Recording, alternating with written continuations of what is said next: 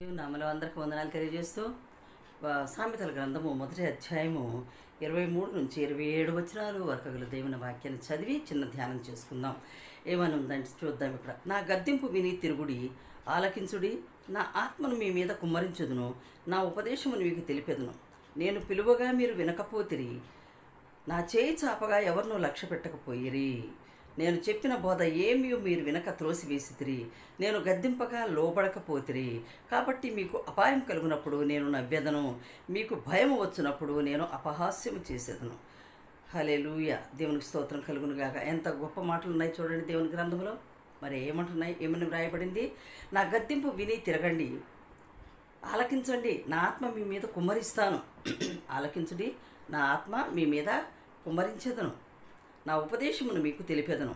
నేను పిలువగా మీరు వినకపోతిరి, నా చేయి చాపగా ఎవరినో లక్ష్య పెట్టకపోయిరి. దేవుని స్తోత్రం కలుగునుగాక.